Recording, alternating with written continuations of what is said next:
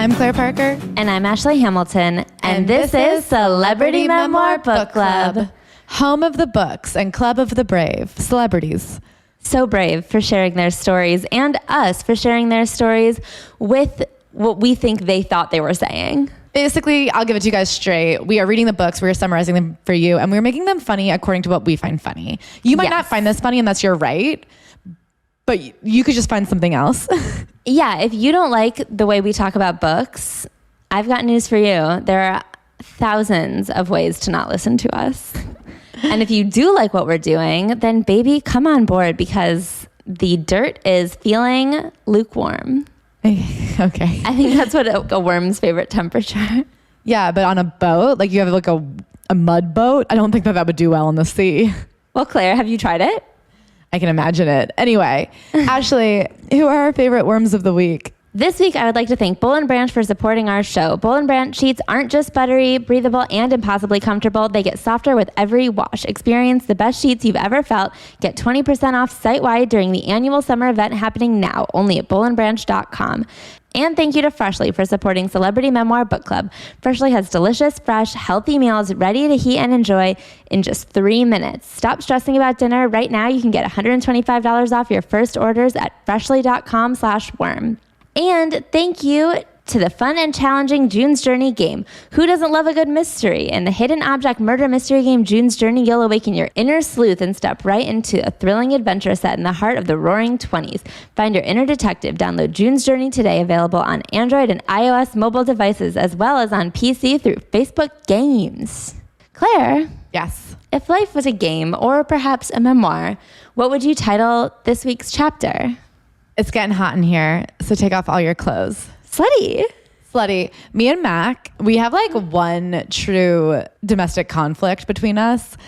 And he's a big AC proponent, and I am my father's daughter, which means I think AC, it's like only if you're about to die. I don't know why. Growing up, I'd always be like, why wouldn't my dad just turn on the AC? And now that I'm an adult, I'm just like, AC is the last resort. And he thinks we should just have the ACs running whenever we're home and it's hot. Every single day, I find out another thing that makes you the exact same as Bug. Anyway, our big thing is that he's always like, if I'm hot, I should turn the AC on. And I think if you're hot, you should just turn off all the lights and sit very still for a minute and see if you can just cool yourself down. Okay. I hate to take sides, especially because I'm throwing the bucket on old Bug, but I'm Team Mac on this one. I don't know why people can't just try turning off all the lights and being very still. What do you team big power when Con Ed says there's going to be a heat wave, be careful with your AC use? And it's like, I don't know, Con Ed, how about you be careful with your fucking grid building? I don't have do better 24-hour-a-day AC money. I don't know who does, who among us, but it makes me uncomfortable and it makes me stressed out. I think the cold air hurts my bones. And I think as we're coming into the hottest parts of the summer, and New York City summer is one of the most disgusting places to be in the world from a heat perspective. But I just think we should all consider just being very still for a minute. Just close your eyes and be still and think cool thoughts. And that works. A lot of the time, all you have to do is turn off the lights and sit still in the dark, and your body temperature will lower itself. I just want to be clear that I don't co-sign this message. Okay, well, the world is yours to destroy. You're only making the world hotter. It's a sick little cycle. Ashley? Yes, Claire? If you were a celebrity, what would the name of your memoir be? This week's chapter is going to be called Everyone's Getting Help, Baby. Oh my God, who's getting help? Everybody. I've been spending my week doing a lot of logistics, trying to better myself and my life and Bug's life and everybody's life, to be honest, because we affect more people than just ourselves. Okay, so I have been, working on trying to find a therapist, which I knew would be an endeavor because it is hard. So I did a round of reaching out to people, and now I'm doing a round of consultations, and it's just rounds after rounds. And then hopefully eventually I'll be better. And then for Bug, I'm doing the exact same thing because I'm trying to do another round of training with her that will help her. First, I went online and I found people, but it's so stressful because this is what happened last time is I took a recommendation from someone that I trusted, and I like them, and I think that this guy was a good person. He just did not help with the problems Bug had. I will say, I think if you're a dog trainer and you can't help train the dog, you can say they weren't good at their job. Okay, so anyway, so now I've been just talking to people on the street who have good dogs. And being, I saw this lady with a pit bull that was like she was like working with it and doing this thing with treats, and it was like kind of bobbing and weaving. And I was like, how did you make your dog do that? And she gave me a name. And yesterday I talked to someone on the street who had a good dog, and they gave me a name. I think that's really smart. The proof is in the pudding. So now I'm doing dog training consultations and Ashley training consultations. And I don't know, in 2, 5, 7 months, we could have some very healthy people living in my apartment. You could be too powerful. I'm really proud of you. I know that's a big step. It's a lot of work to find a therapist and a dog trainer. Thank you. And I've also been handling other logistics. Man, I'm going to be an unstoppable force in, like I said, 2, 6, 8, 12, 15 months. I can't wait to know you then. Anyway, should we get into this week's memoirist, who is, dare I say, one of the healthiest people we've ever read about? I love her so much. I have never been moved to tears so many times in 4 hours, except for during the pandemic pretty often. It was like a different flavor of tear, though. Yeah, no, that was like a sad tear. This was like a hopeful tear. I'm so excited to get into this book. We are reading this week Around the Way Girl by Taraji P. Henson. So, Taraji P. Henson was born 9/11, 1970. This book came out in 2016, which was, as you guys might know, 6 years ago. And so I guess at that point she was 46. So I want to talk about this book a little bit before we get into it. Some people have asked us which memoirs are actually good. But I think one thing that I really noticed in this book is the way it's written with so much positive energy. And I know that that sounds silly, but there really is a movement and an energy from chapter to chapter. The way it's written feels like it really carries you. It brings you. It's not just like, and then I went here, and then I went here, and then I went here. It really takes you on a journey with it in like a positive and joyful way in which she grows and explores and comes into herself. And it's extremely pleasant to read. I think two things that a memoir has to do to be successful is, one, it has to be able to show emotional growth. Mm-hmm.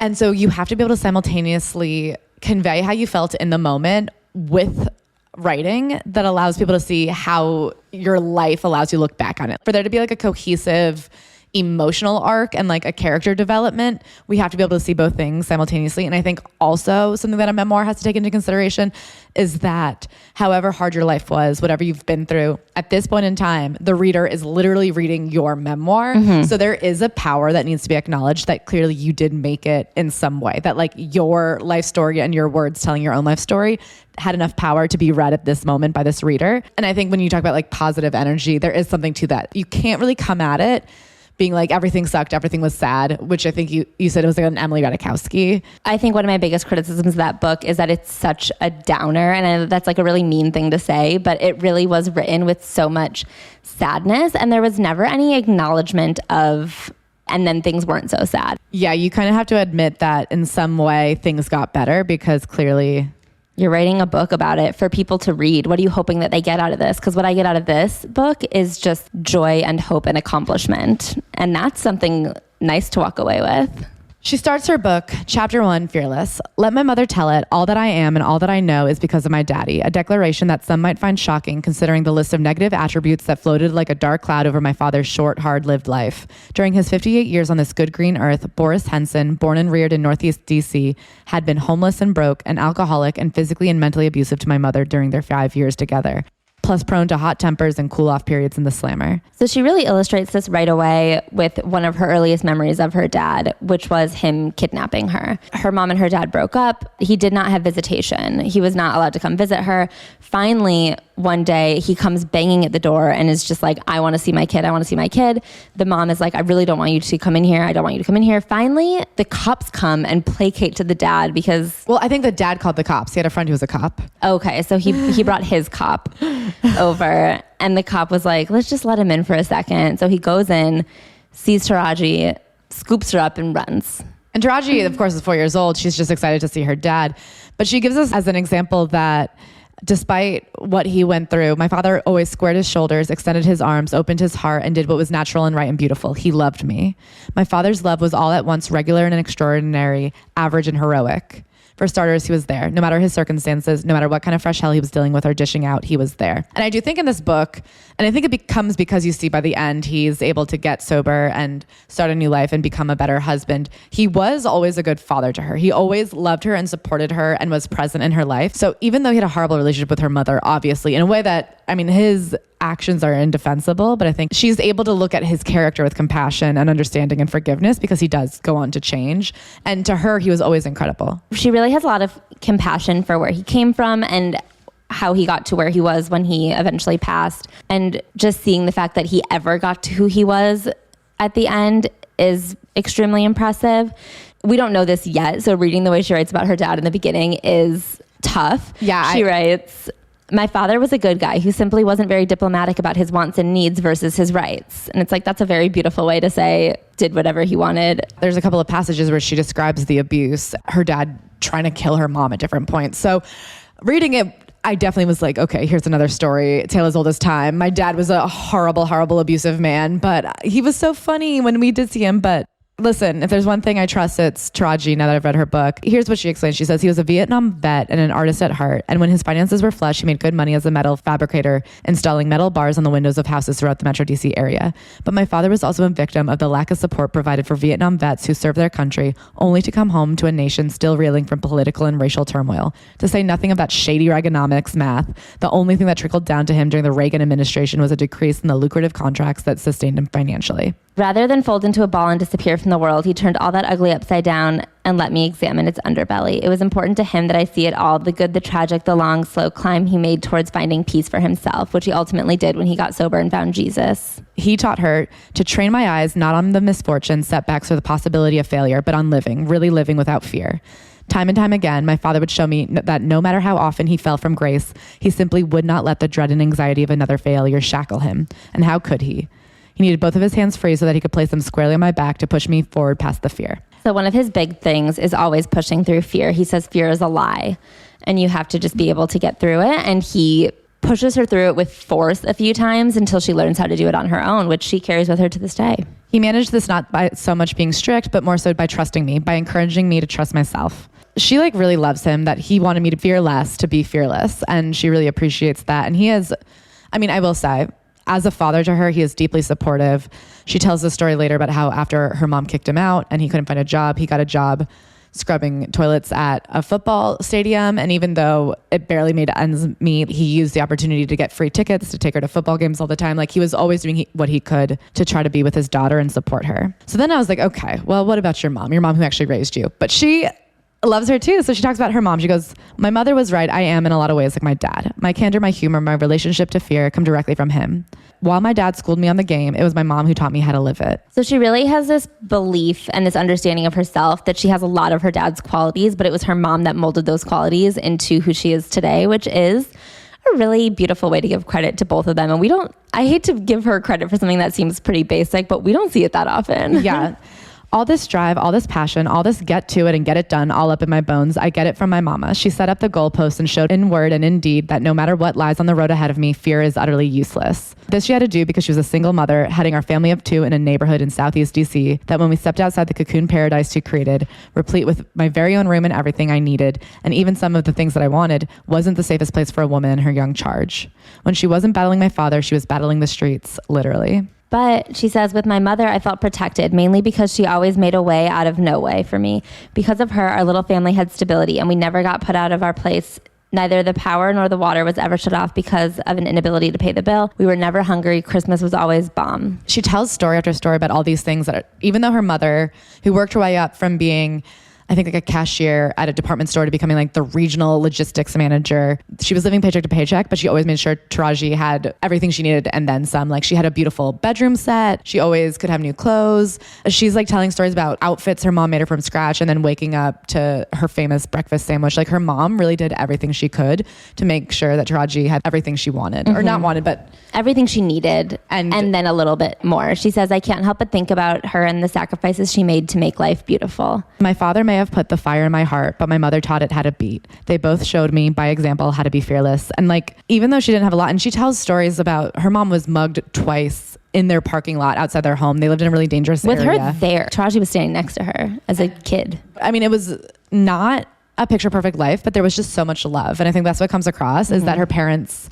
did everything they could to be dedicated parents, even if they didn't always have materially what was needed. And then also what comes through in this book is the support system that both sides of the family offered. Whenever they, needed somewhere for Taraji to go, she had somewhere to go. Whenever they needed family to like be there for them, they had that.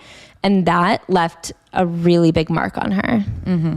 So she ends this chapter talking about when she got offered the role of Cookie, or when her manager wanted her audition for the role of Cookie on Empire, which I think to this day is probably her biggest commercial success. She didn't want to take it because she thought it was like a stereotypical Black character, and she did not like the idea of portraying herself as someone who had been in jail, and she refused to do it. And even though every time she read the script, she was really drawn in and captivated by the content of the show, she felt that she did not want to get in trouble with the Black community for portraying someone who had gone to jail for drugs and now is like this hip hop matriarch. And then she realized because of her parents, she goes, I don't want to live in fear. I don't care what people think of me. And she's like, it has been so rewarding to play that character. And she also says that she is like, I grew up in a world where I knew people who'd been through similar things as Cookie, and they are people that I love and care about who have enormous hearts. And so instead of playing her as like the stereotype that people might see, I'm going to build the world in which Cookie is someone you root for constantly. She says, I would build a backstory for her so airtight, so sympathetic that viewers and critics alike would see past her troubles and straight to her heart. Think about it. In the real world, people will empathize with the coldest, most calculating evildoer imaginable if he's got a story to tell.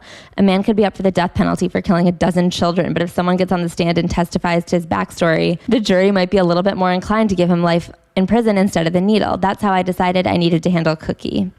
I created a backstory rooted in courage and her love for her family. And that's the other thing that comes through this is her dedication to her craft. So she says, she's also funny. She goes, look, I'm not saying that I'm invincible. Skiing, for example, looks amazing, but I have no intention of climbing into a ski suit, pulling goggles over my eyes and flinging my body off the side of the mountain. That's a fear I'm not interested in overcoming. But when it comes to something that stokes my passion and to things that mean something to me, I tend not to lean on fear. Like my daddy said, fear is a liar. I make a point of calling its bluff, which I love as a mantra to take with you. There's a difference between fear and common sense. Not skiing, common sense. Being afraid of an important step in your career, that's fear. Yeah. So then she gets into her childhood. She says that where she grew up in a predominantly Black community, creativity was extremely encouraged. It wasn't this world where everyone is supposed to be wearing the same thing, being the same uniform type. Being your own self, having a voice was critical in the hood. As a community, we prize creativity, and even and especially if the world we live in isn't quick to reward it. In the hood, having a voice then is freedom. But really, that one Black kid is doing that weird thing with his pants or his hair is the very definition of trendsetting. The mainstream's first reaction to it is, what in the hell are you wearing? Years later, it's cool as hell on a Kardashian. Where I come from, we don't need to wait for that validation. And she says, in a world where you can feel very lost, to have something that screams your voice, like a style or a flair, is very important. It makes you wonder if the hoop earrings that Khloe Kardashian invented, did those originate somewhere else? I don't think so. Christine Quinn knows a lot about fashion. I don't think she'd get that wrong. Please, that was a reference to Christine Quinn's book. If you're going to be mad at me, go listen. She talks about how she was always a quirky kid, the one who had a little extra flair about her. And she tells this story about how her mom would make her new clothes. Every night after work, she would arrive home from her job, prepare dinner, check over my homework, and then hunch her body over the sewing machine. And she makes her this 3-piece suit that has pants and a skirt. And Taraji comes out one day wearing the skirt over the pants. And her mom's like, okay, I didn't think you were going to wear them all together, but okay. And she's like, but she didn't stop me from going to school like that, though. I wanted to wear every piece at the same damn time. And my mother, everything encouraged her, took me by the hand and walked me into my 4th grade class, kissed me goodbye, and let me swag exactly like I wanted. Sending a clear, powerful message that if I liked it, she loved it. I love that.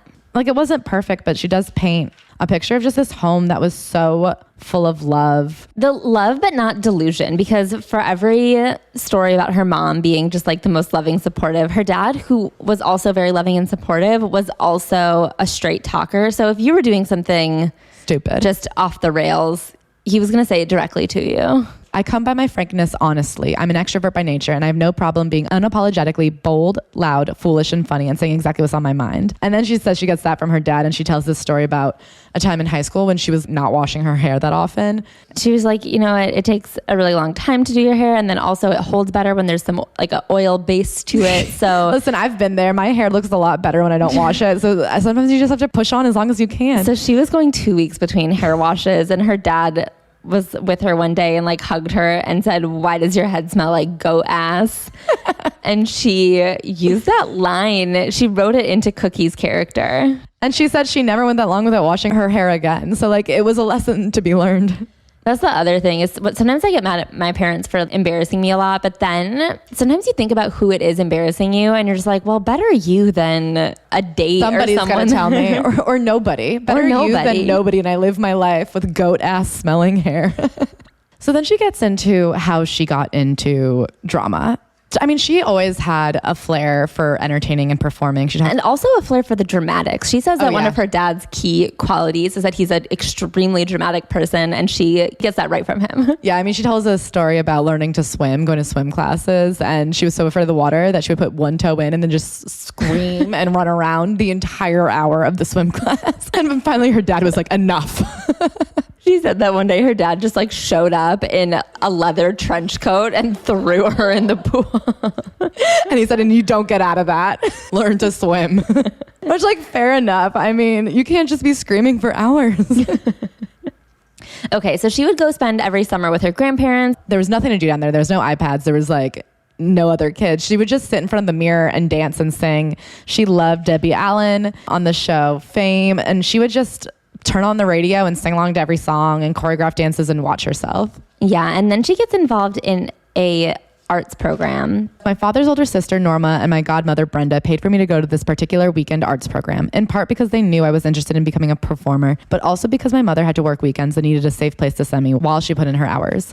It took a village to get me up on the stage, but only seconds for me to fall in love with everything about being there. As Ashley said, something you see is both of her parents actually came from, she calls them solidly upper middle class families. It goes to show you, like, you need somebody that can help you. That was one of the saving graces, I think, of her childhood, is when things got too bad, both of her parents had someone they could call on to help. It's about having someone there and then also having the ability to call and ask, because I think that a lot of people have someone they technically could call, but they don't want to. Anyway, she loved it so much. Her whole family comes to watch her perform, and they were the perfect audience, egging me on and making me believe that being an actress was really possible. My father was my biggest cheerleader. He would say to me consistently and loudly, "Taraji, you already got the glory. You've already collected your Oscar. Right now, you're just going through the motions. Stay on your path. You're the greatest actor alive. That's how you walk. Walk in that." You're the greatest actor alive. To like a 9-year-old, that's so cute. God. She says, "I recognize the importance and especially the beauty in their telling me you can." I mean, because that wasn't practical.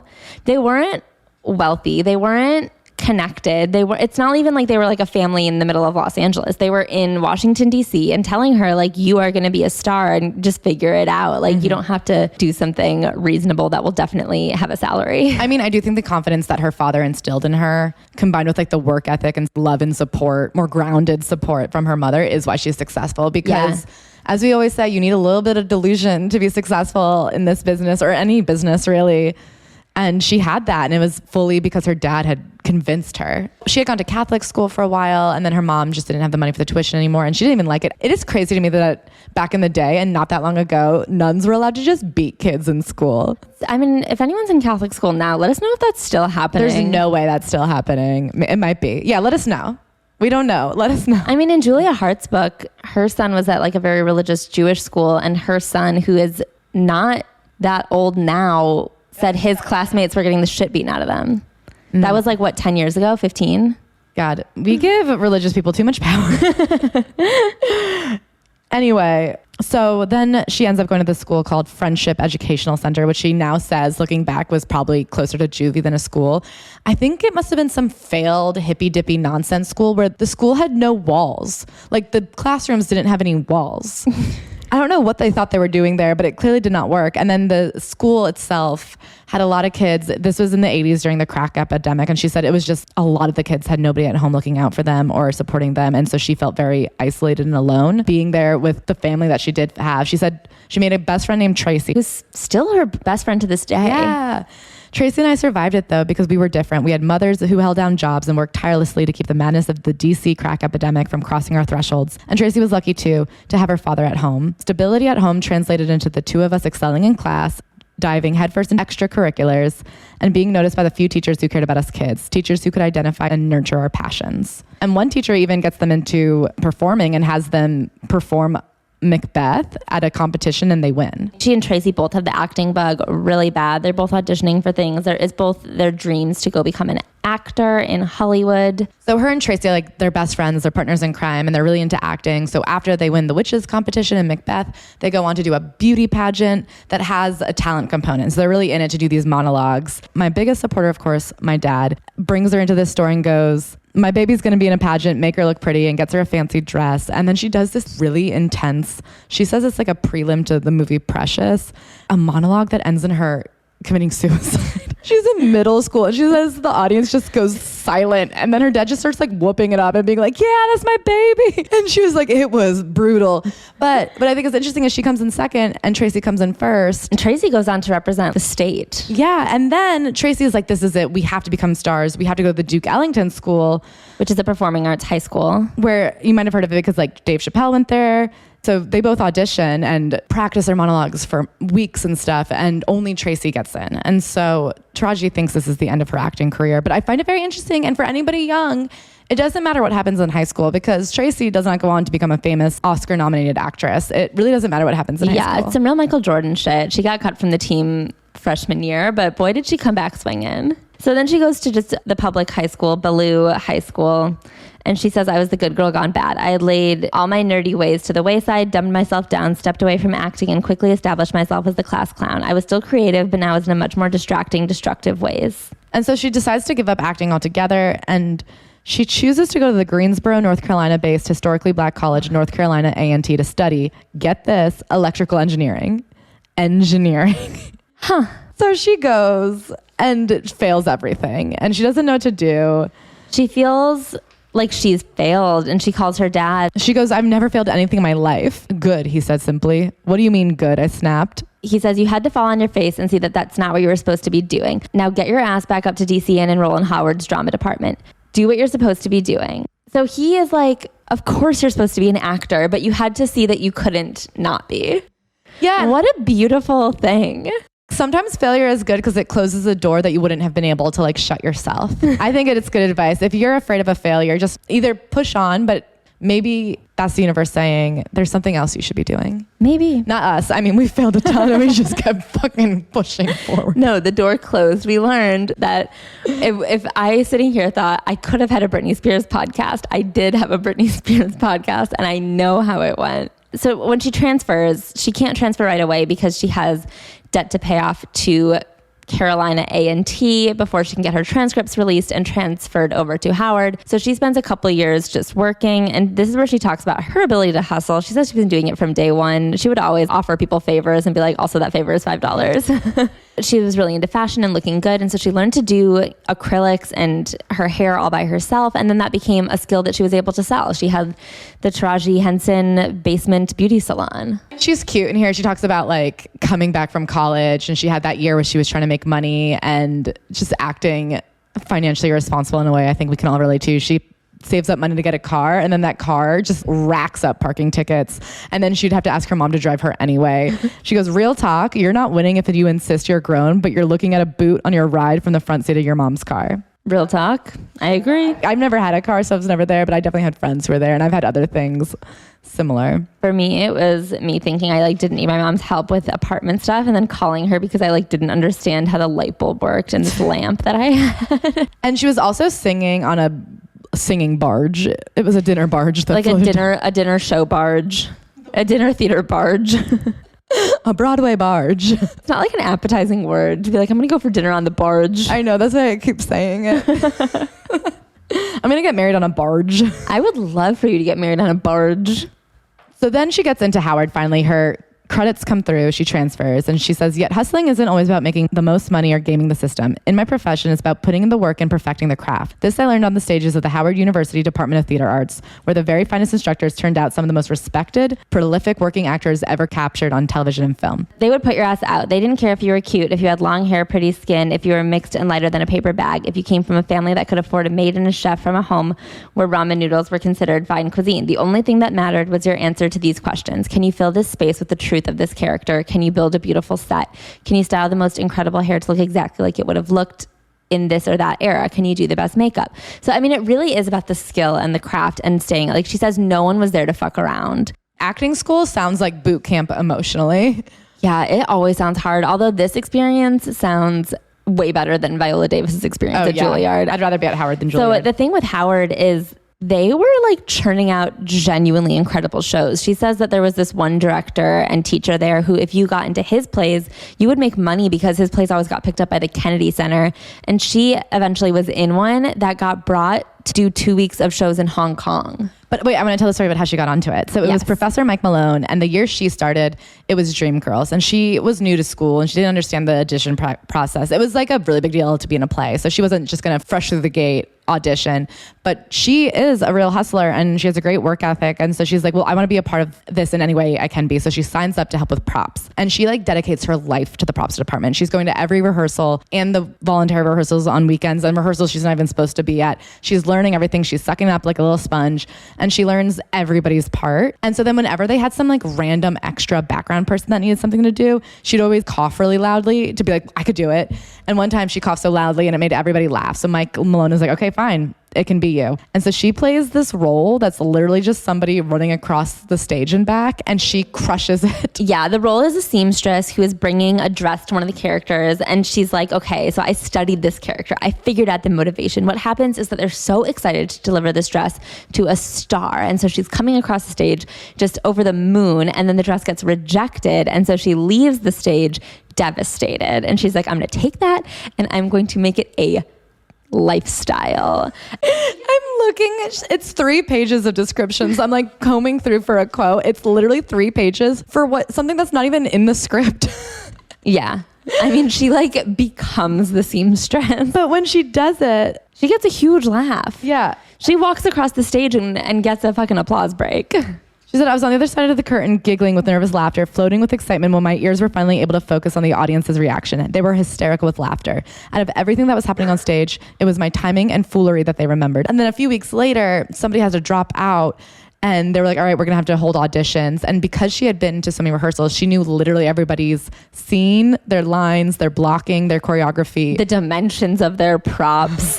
She knew everything. So she's like, I can audition. And he's like, well, starting when? And she goes, I have shoes right now. And she like had shoes in her backpack, and he goes, okay. And she just steps up and auditions on the spot and gets it. And then, as Ashley was saying, she gets to be a character in it. And Tracy, her friend, is the main character, right? Yeah, I think she's one of the girls. She's Dina, I think. The dream girl. I think she's the main. I never saw it. But anyway, again, just goes to show it doesn't really matter what you do in college. You can still go on to be a success even if you weren't the star of the play. But yeah, she gets to go to Hong Kong, first class, staying in fancy hotels. And she's like, I'm going to do this forever.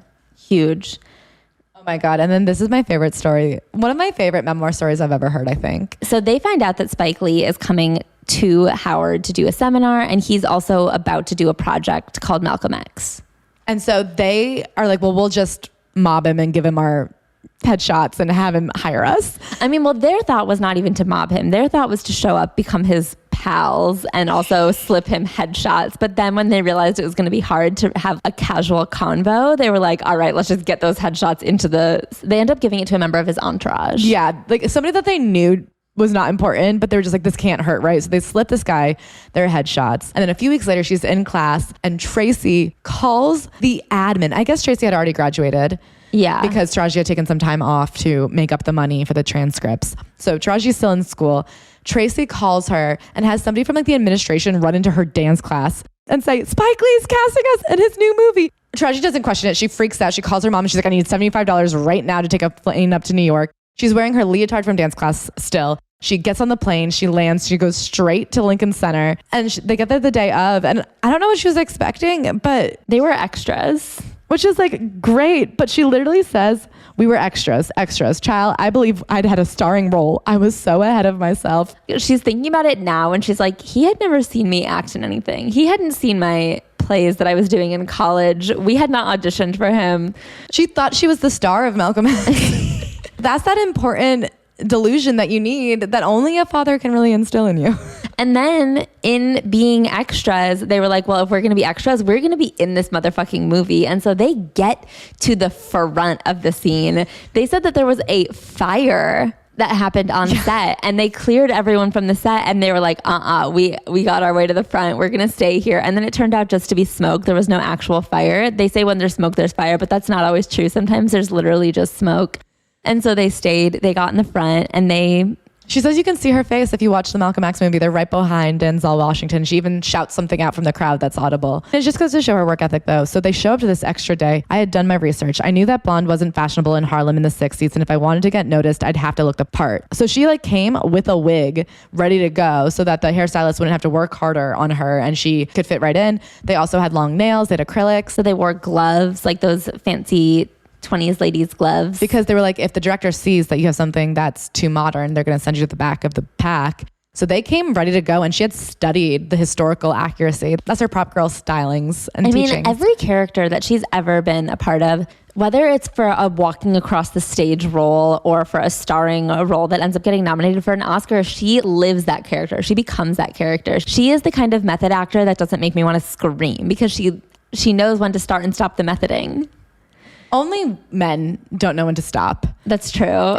So she has one other story about a professor at her school, Professor Katz. Everybody else loved her, but Professor Katz, I gave Professor Katz hell when I was at Howard, and she gave it right back to me in spades. And Professor Katz would say, they may be impressed, but I am not. When it came to the craft, she said I was more of a con artist than an actress. Go deeper, she would yell, interrupting my class monologues to chastise me for leaning on tricks to grab the attention of my peers. So I guess Taraji loved to get laughs. She loved to do big energy. So she was doing a lot of yelling in her monologues. And Professor Katz would always say, don't stop thinking just because someone wrote the words on a page. You're not a robot. You still have to think. And she would always encourage her to go deeper and to the becoming of the role that we were just talking about. Yeah. She credits that all to Katz. And she says at one point when she was at Howard, she was part of a group that wrote a play that did great. It was sold out. She was the star of it. And when she went back, she said, yeah, take that, Vera Katz. You're always giving me all that flack in your class, but look what I did. I'm all they talk about. Ego much? And then the next time she takes her class, she finally gets it. And at the end of her years there, she does a really restrained, intense monologue. And Professor Katz says, all that time, I thought you were fighting and not listening, she said quietly. We reconciled, and years later at an award ceremony where she was being honored and I was a host, I apologized to her. I know I give you hell, I said, but you're a huge reason why I'm so successful in the business. You challenged me to be a thinker, to always stay alive and be in the moment, to respect the craft. So this is what you were talking about earlier. This is her giving you the moment, making you laugh a little, coming at it with an energy and a force, and then coming down the hill and saying, and here's how it affected the rest of my life, and here's who this person was. It's very... You get the full picture. She has a ghostwriter that is credited on the cover of this, Deneen Milner. And I think that you can see the writerliness of this book, that she really allowed her ghostwriter to do a good job. Mm-hmm. Because I think in that story, it's such a good example of how you're fully able to imagine 20-year-old Taraji being full of herself and thinking she's hot shit and being able to get everybody's attention and be funny and cute and loud and stuff. And she's able to tell you that from that perspective while still giving you the sense that she recognizes now how wrong she was. Yeah. And the gratitude and the lessons, and we're getting all of that in that quick story. And I think that is what makes a good memoir, to be able to see both sides of somebody's growth. Yes. Do you know what else is something I really enjoy feeling every side of? Soft bedding. Here's the thing about really comfortable sheets that a lot of people don't know. Thread count is a myth, okay? The number of threads does not matter. It's the quality of threads. A bazillion bad threads, that's not going to do much for you. Boll & Branch uses the best 100% organic cotton threads on earth for superior softness and a better night's sleep. Their sheets aren't just buttery, breathable, and impossibly soft to start. They get softer with every wash. The longer you have them, the more laundry days you treat yourself to. Baby, the better these sheets get. Claire and I both have the Boll & Branch signature sheets, and they come in so many colors. You can do a neutral, you can do a pop, you can do truly whatever you want to make your bedroom whatever you've dreamed it to be. You can also get a 30-night risk-free trial with free shipping and returns on every single order. Get 20% off site-wide during the annual summer event happening now, only at bollandbranch.com. This is their best offer of the year before the holidays, so act now. That's Boll & Branch, BOLLAND branch.com for 20% off site-wide. And now that you're getting a unbearably comfortable 8 hours of sleep every single night, it's time to focus on health from your food. Freshly lets you skip the meal prep stress. They'll handle lunch and dinner, and you can take advantage of their limited time 4th of July sale. You can skip the meal prep stress, and you're not even stuck with fast food chains or frozen dinners, because Freshly gives you never frozen, fresh meals prepared in 3 minutes. Delicious, nutrient-packed meals are delivered right to your door, and you can choose from over 50 options, like steak peppercorn, multi-serve sides like masterful mac and cheese, or the new plant-based meals. Skip grocery shopping, skip dirty dishes. Your meals arrive cooked and fresh every single week. All you have to do is heat them up, and it takes less than 3 minutes. Make summer dinners stress-free with Freshly. Right now, you can get $125 off your first 5 orders at freshly.com/worm. That's $125 off at freshly.com/worm. I feel like there are a few necessities in this life. There's, food, sleep, and motherfucking love, baby. What is love if not someone to sleep and eat with? Taraji P. Henson has had one true love at the time of writing this book. Something Taraji does in this book that does make me laugh is she was in a movie called Baby Boy, and she references it in every chapter. She'll be like, we had a kind of love that you only see in movies like Baby Boy. She'll be like, I experienced grief, the kind of grief that was really only shown in Baby Boy. I was eating breakfast a lot like the characters did in Baby Boy. So she says they had young, dumb, and out of control love. They had hot tempers, youth, and experience. The truth is we didn't stand a chance. She says, I wanted a forever love with Mark. If that man had said he was ready to have babies and get married, I would have had a pastor and an obstetrician lined up within the hour. I mean, she's like 19 at this time. Yeah, they meet when she's 17 and I think he's 21. They meet at a movie theater. They lock eyes. He's handsome. She's beautiful. They can't stop chatting. The first time they kiss, they're like in a Denny's parking lot and he does a backflip, which, hold on, I have to find the exact quote. Crazy. She goes, we were in a Denny's. He kissed me, smiled, then took off the aisle of the parking lot and did a series of cartwheels on the asphalt. When he somersaulted for me, I fell for him hard. And I said, oh my God, a girl after my own heart. Anyway, she says in terms of getting married and having babies, he was not quite ready for that. And to be fair, they were very young. I mean, she was in high school. So basically what happens is after high school, she goes off to college. In her mind, she's young and in love. They're going to make it work long distance.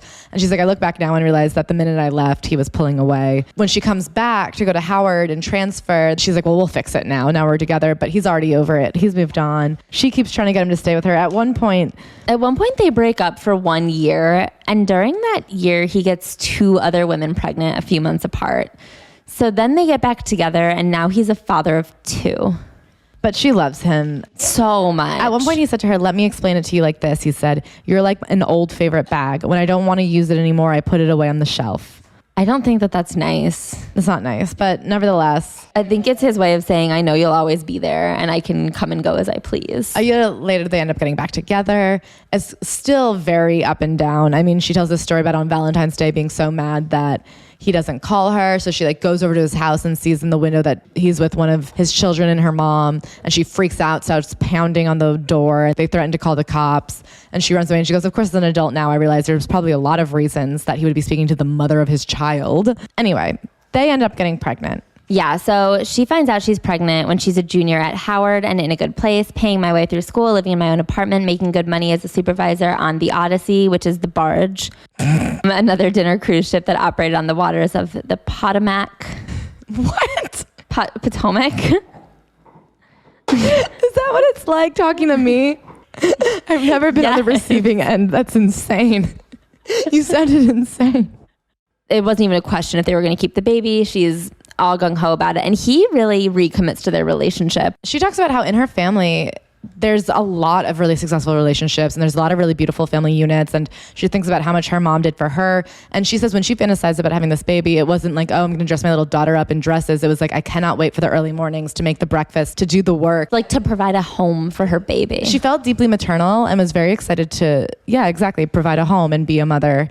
And so she was excited and he recommits to the relationship. She says, truly, he was an angel. He made sure I ate, picked me up from and took me to my doctor's appointments and class and grocery shopping, rubbed my back when it was sore, and fell down to his knees right beside me when I prayed for our baby. He was always quick with bringing the fun to it all. Pillow fights were standard, playful name calling essential. He kept me laughing, content. He even started showing up to family functions with me, something he'd never done in all the years we'd been together. Her mom, of course, is heartbroken. Her mom had put the fear of God in her about getting pregnant before she was an adult, before she was married, because of how hard it had been for her to be a single mom. And she was like, I am an adult. Yeah, she said she knew, too, the pressure that both the mother and her child feels. But they're the ones that everybody's whispering about, when they're the ones carrying the burdens of stereotypes and low expectations and the avalanche of statistics that insist kids from broken homes won't make it. Broken is in quotations there. So when she tells her mom's crying, and she goes, Why are you crying? I can't have negativity. I won't have it. This baby is not a disease. You're up here acting like I'm 15 and in high school. I'm 24 years old, in college, paying my own way, and I'm on the dean's list. There are other things you could be freaking out about. This ain't it. She said, I don't need anything from you except your unconditional support. I'm having a happy, healthy baby, and I'm thrilled about it. And if you and your family aren't down for that, I'm not coming around. So she really, I mean, as soon as she gets pregnant with this baby, she's like, this baby is my family now, and I will choose it over everything. But I thought she was going to come out of the phone and choke me. You don't talk to black mamas like that. Instead, she dried up those tears real quick. And so then she's like, well, now the thing I really have to do is tell my father. And she's scared because at this point, he is Baptist, Reformed Baptist, try again Baptist. Yeah, try again. He was a try again Christian. First you don't succeed. Anyways, she's petrified. She calls her stepmom and is like, I'm going to have to tell him about this. And she's like, Lord be with you and make sure I'm not in the room. What is that called? Born again. Born again. Okay, sorry, thank you. Yeah, so she calls the stepmom and then what happens? Tell him. So the stepmom is like, all right, I'll be behind that reinforced wall. So she calls her dad and he's over the moon. He is stoked as hell. She tells him over the phone and he is so supportive of this situation. He says, this is going to be your strength right here. It ain't going to stop you. Yeah, she says within seconds, he's like at her doorstep to take her out to breakfast. He cannot wait. So her son is named Marcel. And even before she said the way Marcel affected her life, I was like, this is going to be her motivation. This is going to be the thing that like drives her to succeed, even though she already would have. But having to create a life for her child, I like really feel like it's kind of a power within her. Yeah, and she says he was right about her dad. Every moment with my baby in my belly made me stronger and more focused. I was exactly what I told my mother I would be, a happy, fat, pregnant woman who got salty only when she was hungry. Went to her teachers and she was like, listen, I'm pregnant. I'm still going to do the plays. Don't fuck with me. She says, look here, don't you bench me because I'm pregnant. And she gets a big role in a musical while pregnant, and they just rewrite the role to make it make sense for a woman who's pregnant. And people thought that she was wearing a prosthetic. They were like, oh, the pregnant character dancing and leaping all over the stage. She's wearing a belly. I don't know how she moves with that belly glued to her body. And she was like, this baby isn't glued. It's stuck. I swallowed it. And then she gives birth. It was beautiful, and it stayed that way for a while too. Mark was an attentive dad in the beginning, picking up and dropping off the baby while I took my classes and went to work, making sure that I had what I needed to juggle the demands of both school and my job while parenting a newborn. That's a lot of goddamn work. Oh my God. But the novelty wore off and life got real again. His temper started getting the best of him, and the closer we became, the more complex things got, the more violent he became. So they started just fighting a lot. It was a lot of screaming and arguing. And then one night it becomes physical. I whooped, he whooped. Then the next thing I knew, Mark's balled up fist was coming straight for my face. I fell onto the bed crying and holding my mouth. Blood seeping off my lips and across my teeth, washing a nasty, bitter metallic taste over my tongue. Droplets splashed across my shoes, the dark red slowly creeping into the fibers of my suede boots. Marcel's screams rose into the air, thick and piercing. It was just like the scene from Baby Boy. Sorry, she really does, she really references Baby Boy a lot. So she calls her dad and says, Daddy, I need you. And she says he shows up in 14 seconds flat. And he marches across the room to Mark, who's packing his bags because she had told him, get the fuck out. Yeah. And she is waiting for her dad to just beat the shit out of him. And instead he just talks to him. My father eerily was the picture of calm. He walked slowly towards the closet where Mark was packing with his hands in his pockets. And when Mark was in his line of sight, Daddy planted himself on the hardwood floor, towering over my soon-to-be ex, and stared down at him. You don't have to put hands on her, he said, finally, slowly, which surprised me. All my life, after all, Daddy was the one you called when you were ready to launch the nuclear bomb. You didn't ask for his help with inconsequential things because when he arrived on the scene, his guns were already blazing. Survivors weren't an option. I expected my father to rip Mark limb from limb. Daddy later told me that despite his newly Christian ways, he'd had a sixth sense that Mark had hit me and had actually plotted a way to kill Mark in the moments it took him to get to my place. I literally was going to walk in, snap his neck, throw him over the balcony, and call the cops, he said.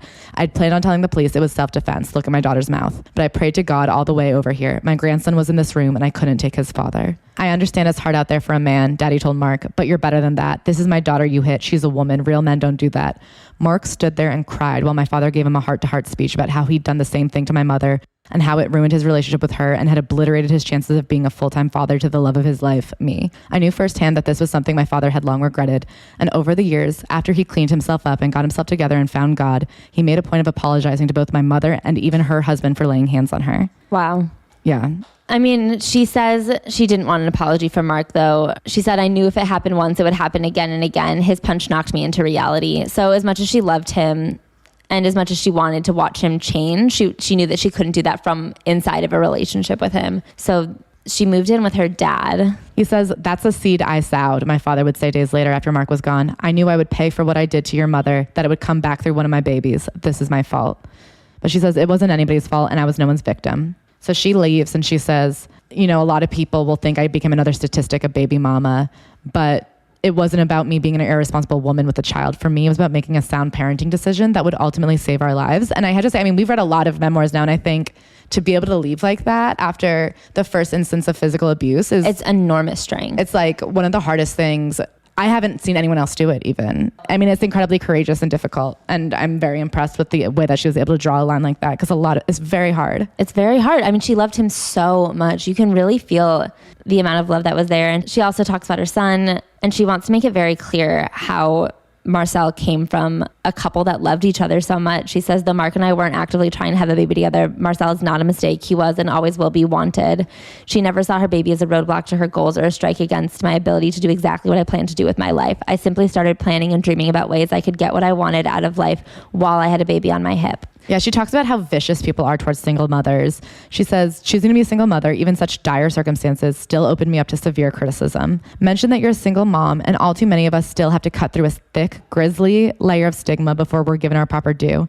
I have to say, I'm consistently amazed at how personally people take it when a Black single mom gets some shine for being a good mother to her children, sans the ring. Everyone, Black people included, reserve a special kind of vitriol for us single moms, calling us and our children out of our names with absolutely no regard for the fact that we can be as smart, beautiful, and accomplished in our own right, and as passionate about our babies and our roles as mamas as any married mother. What she has to take on the chin being a single mom. So she's like, so I'm also going to get what I can get. The amount of times that she uses the single mom card to kind of sway people on certain decisions, I love that. Yeah, she says, having my son gave me laser sharp focus. That is the miracle of single motherhood. It is not easy to raise a human being with a partner, but doing so alone requires a Herculean effort that is all muscle and grit and sacrifice, built up with repetitive sets of sacrifice. Whatever you gain, whatever you earn, you give to your baby, and you work triple hard to show your child, not anyone else, that moving forward, no matter how many tiny steps, is possible. This is a single mother's love. So now she's a single mother, and she is determined to graduate. She's living with her dad, and she goes to the social service office to get on public assistance. And yeah. I'm really proud of her for doing that. It was just like the right call to be able to keep her family fed and for her to graduate and for her to keep her life on track. She says, I'm not ashamed of this, not even for a second. I've been working since age 14 and since age 16 paying taxes into the system, which was designed in part specifically to help families like mine sustain themselves while they did what they had to do to get back on their feet.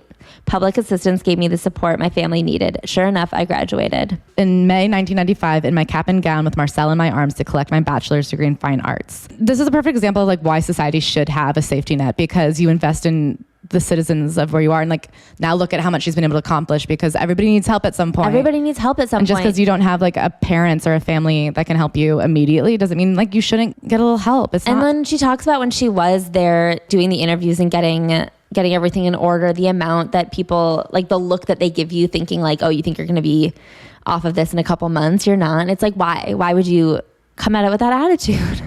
So she graduates, she starts working full time, she's getting her money together, she's making a good money and raising her son, living in her father's house in the basement. And one day he says to her, "What are you still doing in Maryland?"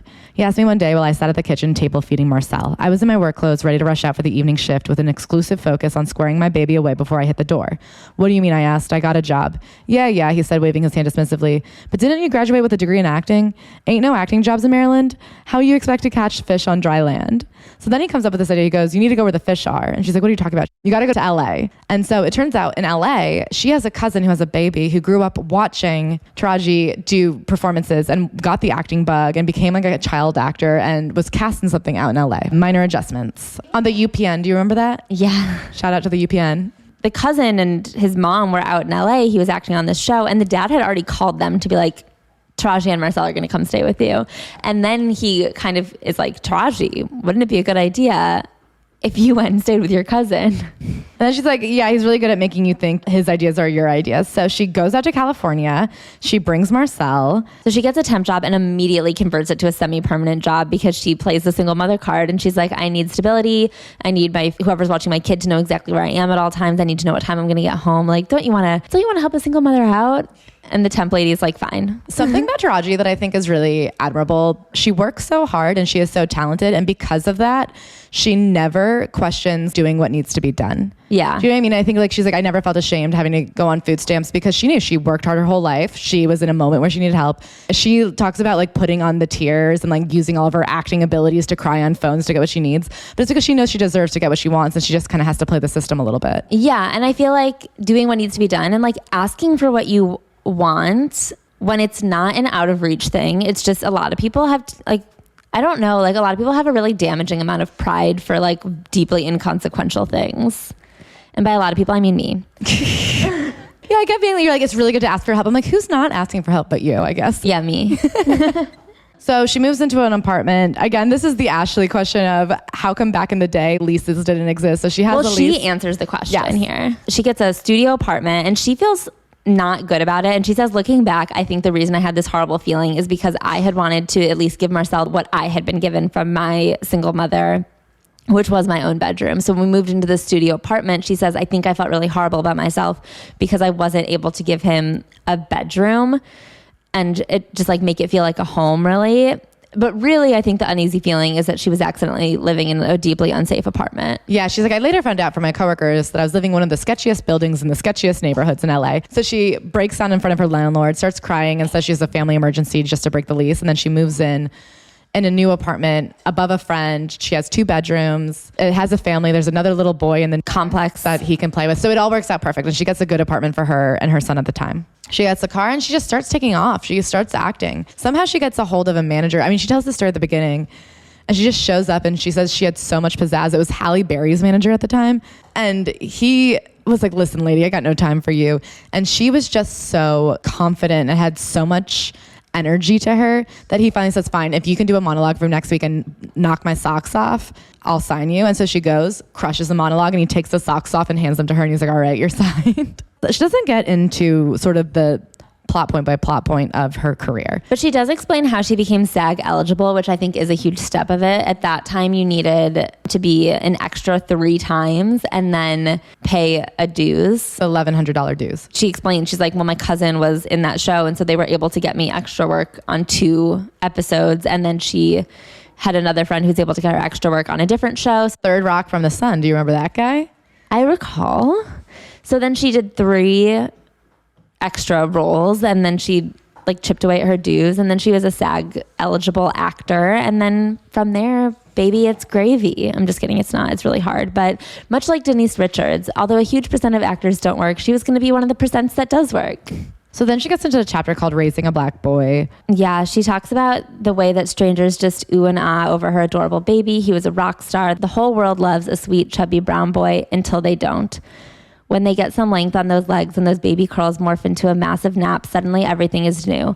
Where once admirers saw cuteness, there's only a threatening stereotype. And all the brightness that made those adorable little black boys irresistible is overshadowed by a dark cloud of assumptions, disdain, and yes, racism. I mean, she talks about the first time Marcel experiences overt racism, and it's in kindergarten. Literally, he's 5 years old and he's told by another boy in school that he can't play because he's black. And so Taraji marches over to the mother and says, what are you teaching him? Because I know he doesn't just think that. And then she gets into raising him in, LA. So she's doing everything she can to send him to these private schools that are predominantly white. And she talks about how hard it is to be the mother of a black boy in these white private schools and going to these student teacher meetings and feeling like he is not being given the fair chance that everyone else is given, that if there's a problem, it's his fault. They're criticizing him quicker than anyone else. He's not being given chances. And I think at one point, they tell her that her son needs to repeat a grade or that he couldn't handle going on. And so she just takes him out of that school and says, I'm going to send him to another school. And even though the other school was equally white, she said at least that administration felt like they cared enough to try to combat the racism of teachers and the system. And so she talks later about all the racism that he experienced even in these schools and feeling bad that he would come home and say, I don't like school. And she would just be like, you just have to study harder. Like, school's important. And now she goes, now that I know what he was going through, I'm sad that he was there in the first place. Yeah. And there were times that she talked to him. She said, just tell them that they're the ignorant ones. You know what you are to them, a threat, because you're intelligent, you're athletic, you stay in those books and you keep winning. It's killing them that you come from all this adversity, no daddy, for a while there, no money, and you're still winning. You have the power.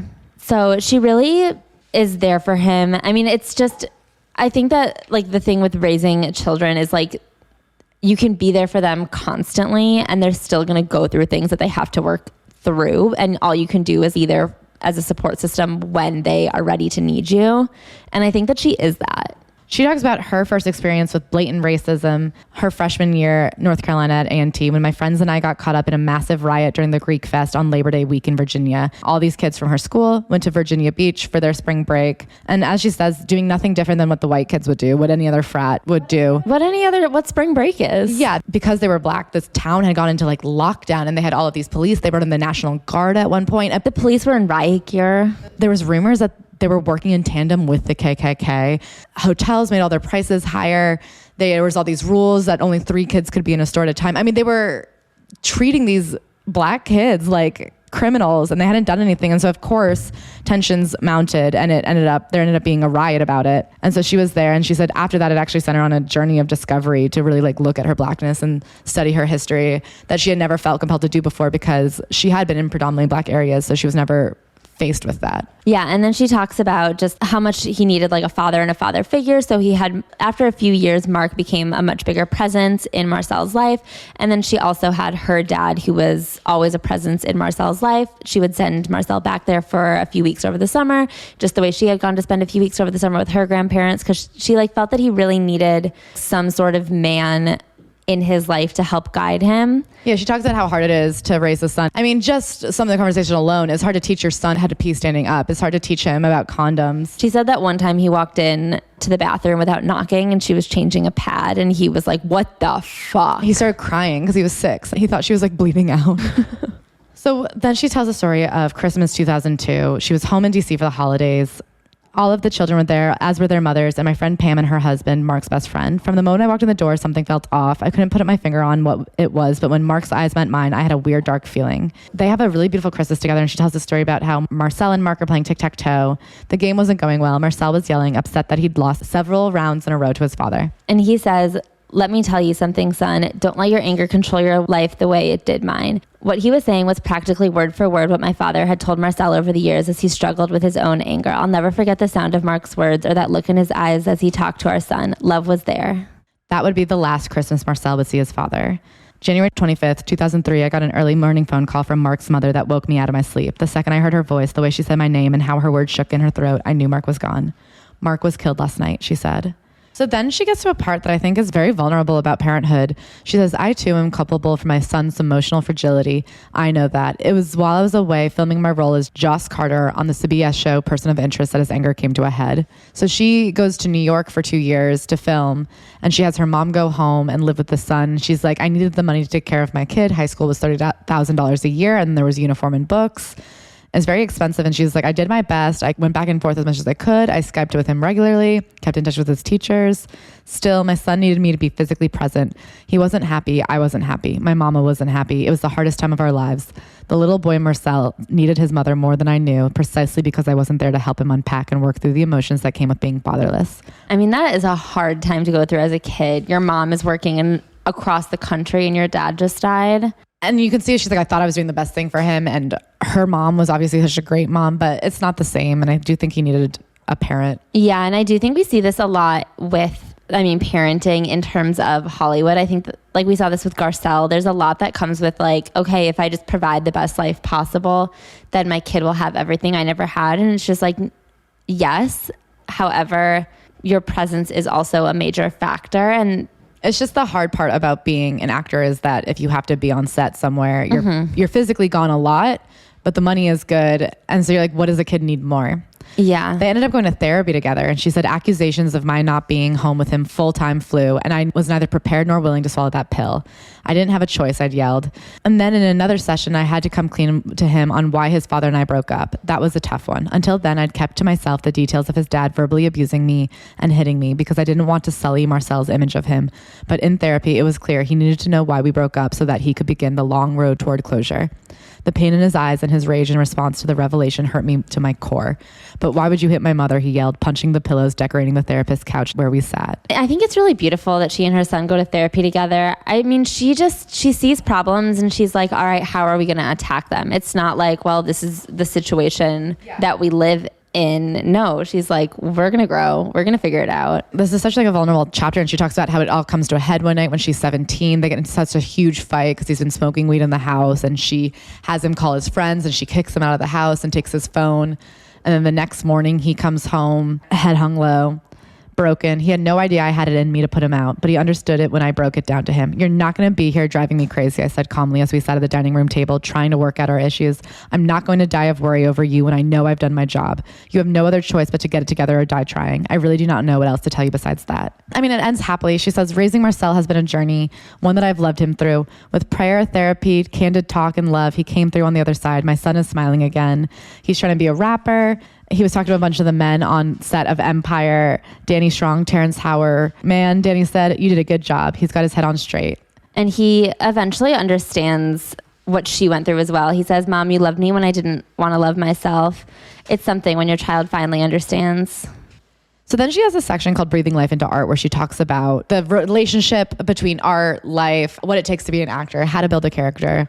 I mean, and she, like we said before, just builds these motherfucking characters. I think right now, if you approached her and were like, who is Yvette from Baby Boy, she could just be it. So it starts off talking about the death of her father, which of course, I mean, you see how much she loves and appreciates her father and how important he was to her, especially after he had gotten clean. It was a rainy, bitterly cold February night in 2006 when my father started taking that slow, torturous walk toward the final day. Said, so furious was the loss, so immense that the only way I thought possible to deal, to breathe, to put one foot in front of the other after he passed was to bury my feelings about his death 6 feet down in my gut where no one could access it. And a lot of this chapter and a lot of the characters she plays in the years following his death sort of are her reconciling with his death.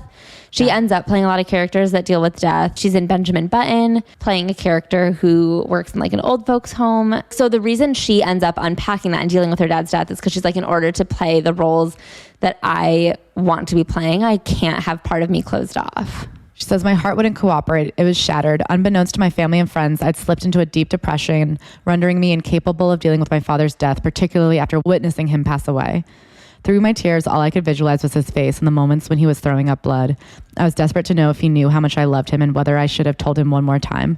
I was in so much pain. It seared every part of my being, and I couldn't figure out how to deal with the agony. So then she gets into Benjamin Button, and while she's working on Benjamin Button, which is the movie she takes right after he passes away, her cousin dies, and she says she can't go be with him because, ironically, her character dies on set the day he dies in real life, and then she can't go to the funeral because her character is shooting a funeral the day her cousin's funeral is taking place. Yeah, so she can't go to it, and there is this like very spiritual moment where her left hand prosthetic is acting up, and then she finds out that at the funeral rigor mortis had set in and there was a problem with her cousin's left hand, and she's like, just spiritually my character connected. I mean, she talks a lot about what it took to get into the character of Suge in Hustle and Flow, and how she is like a true study of humanity, and she likes to go to the park and watch people exist. She went down to Tennessee and just watched people, and she feels a lot of responsibility to give each character like a backstory and compassion and understand. Sure, it's acting is communication, not only person to person, but soul to soul, a physical, emotional, and certainly spiritual expression. When I get it right, it is life itself. I think this is what distinguishes me, what makes me a different kind of actress. I have the gift of being able to see what sometimes neither the creator nor the director can see. This is what an actor is supposed to do. We are not robots, but humans who, if we're worth our salt, see beyond the page and deep into the character's soul.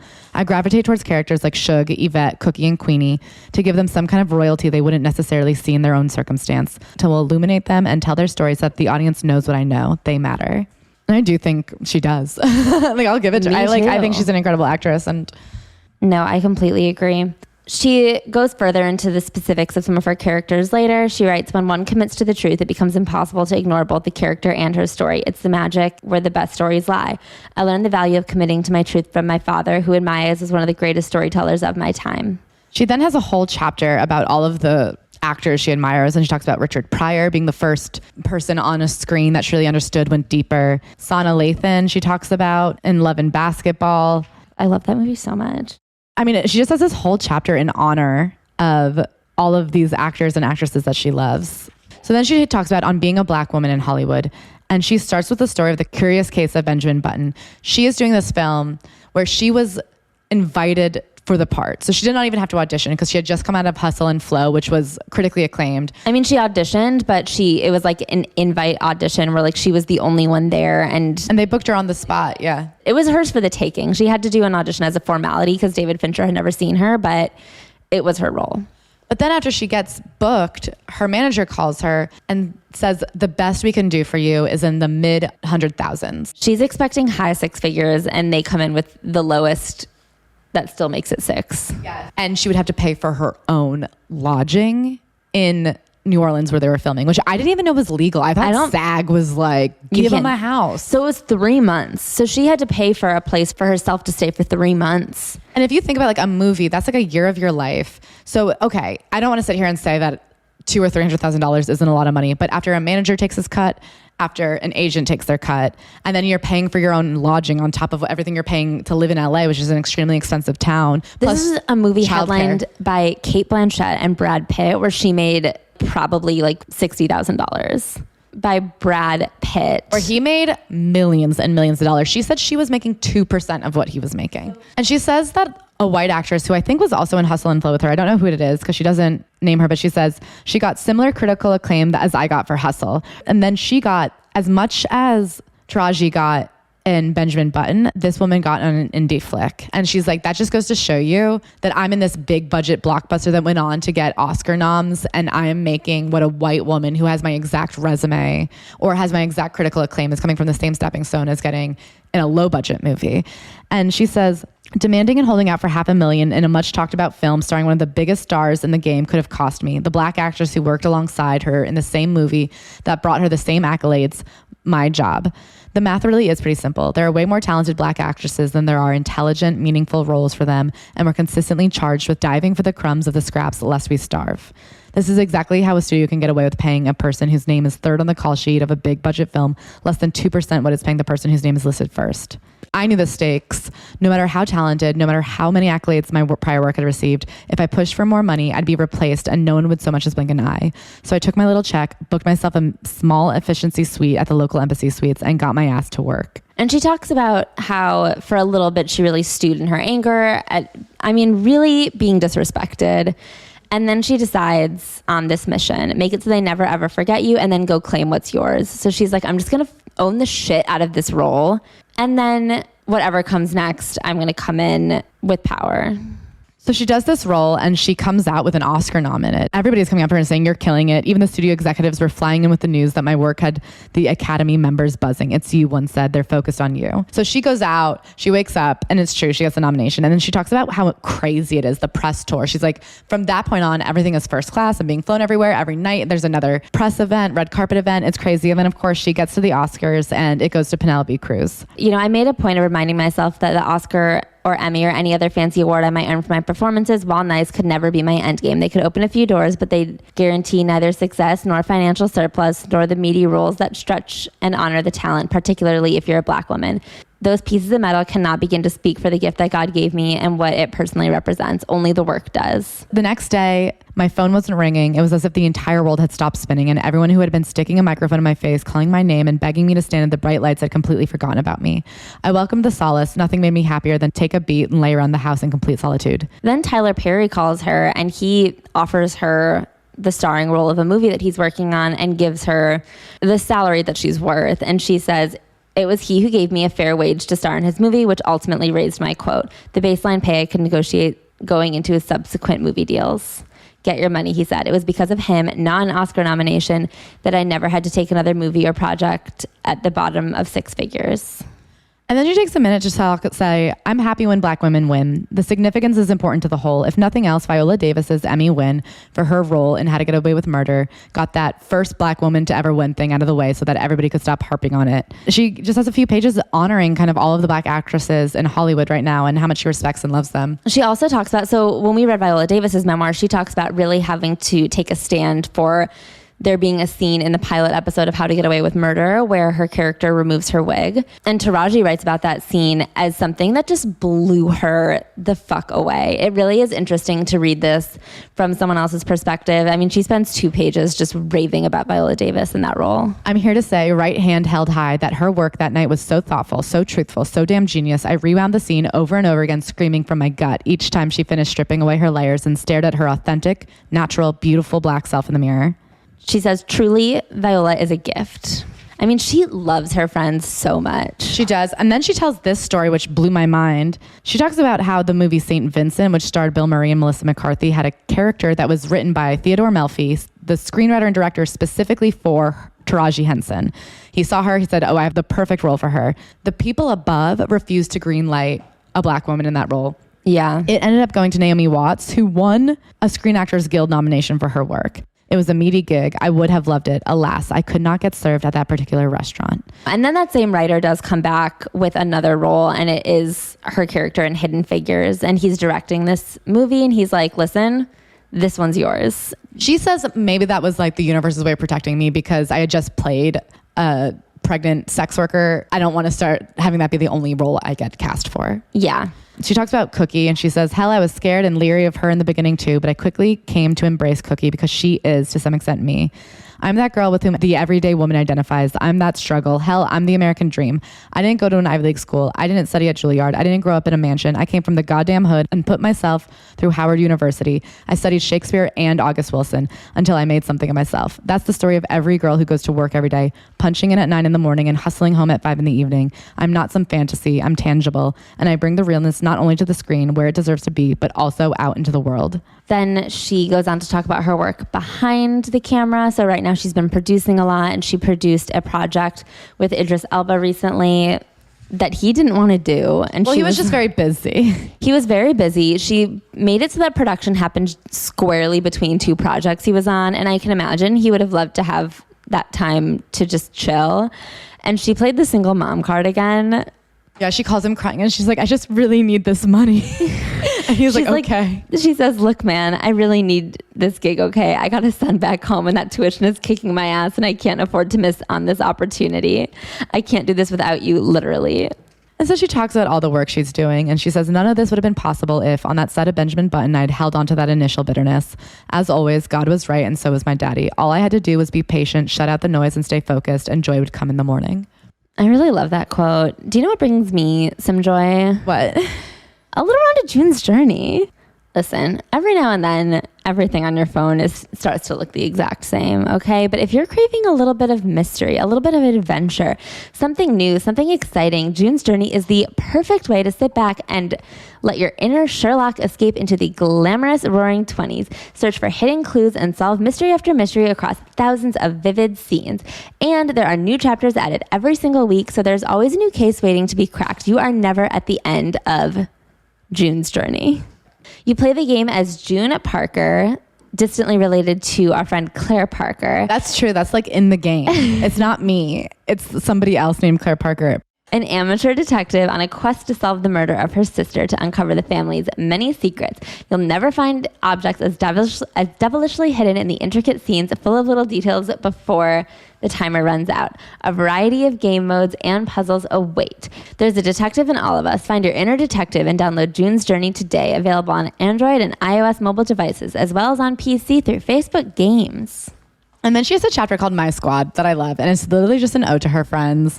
And it's like an ode to having friends. Not only does she just list her friends, she talks about how important it is to have people that you can fall back on. She talks about like the group of people her mom leaned on and how that inspired her to be like, I need to make sure I have people. No matter where I go, there's got to be people.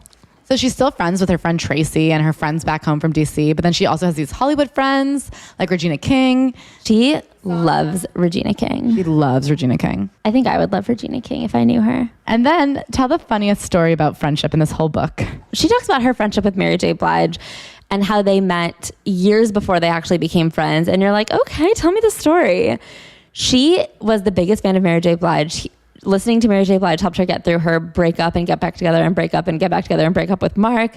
She says she owes everything to Mary J. Blige. And so she saw her at a party after she'd been in a movie and she was like, this is my opportunity. So she goes up to Mary J. Blige, taps her on the shoulder and just lets it rip. She says, I love you so much. You inspired my work. You got me through so much.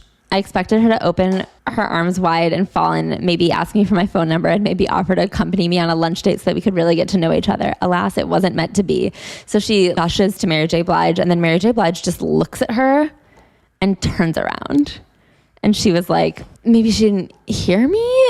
And she like kind of hangs her head in shame and goes away. And then later is like, I'm just going to approach her one more time. And so she taps Mary J. Blige on the shoulder, and Mary J. Blige's sister smacks her hand away. And she was like, what the fuck? And so she's like, all right, well, that sucked, but I'm still going to keep listening to her music. And then a couple of years later, they're at a party and Mary J. Blige sees her and comes across the room and is like, Taraji, oh my God, I'm obsessed with your work. And she's like, okay, let's be friends.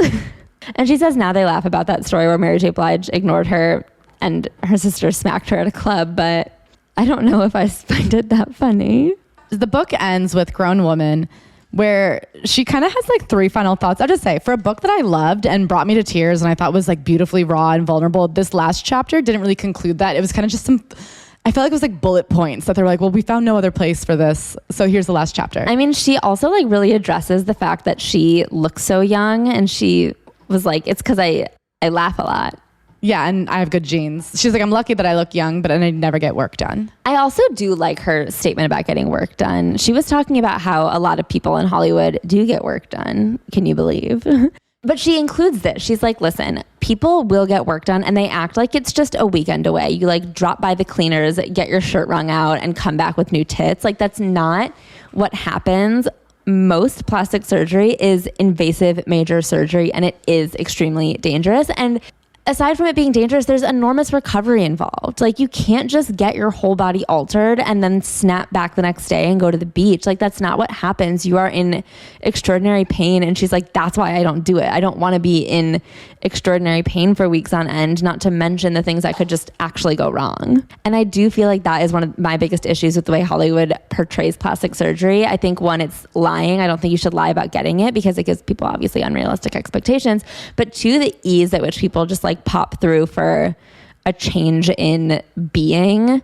It's not easy. It's not simple. It's not quick. It hurts. There's a toll on your body. She also tells a story about when Bruce Weber took photos of her without her wig, and she was very nervous about it and actually is very happy now with how they came out. And then she ends it saying that all she wants to do with her life is she bought all this land in Maryland that used to be her family land that they had slowly been piecemeal selling off, and she went back and rebought it per her dad's death wish. So she wants to build an estate there, and then she also wants to purchase a piece of property on the beach somewhere in another country, nothing big and fancy, a bungalow or something cute where I can really breathe and let it all hang out. I'll be surrounded by the things that make me happiest: my son, my mom, my dog, maybe a grandbaby or two to spoil, perhaps a husband by my side if the fate allows, some fresh air, the light of the sun on the face, and my truth, firm, strong, real. I am open to its possibilities. Lovely. So Ashley, final thoughts? I just think seems like a wonderful person, very thoughtful, very kind, to be one of the people in her life that she loves, like you are a lucky bitch. She is who she is, and she never claims to be perfect, but she knows what she's good at, and she'll fight for what she deserves. Yeah. And I really loved this book. I thought it was beautifully written, so brava. Brava. This week on the Patreon, we are going to watch the MGK documentary, and I think also the Victoria's Secret documentary. That just came out too. So we're going to be watching those two documentaries. I also want to discuss the Kelly Wearstler What I Eat in a Day article that we will post on our Instagram this week. So those are the three pieces of content we will be consuming and discussing and analyzing. And of course, we'll be giving you the private updates of our lives. We love you guys so much.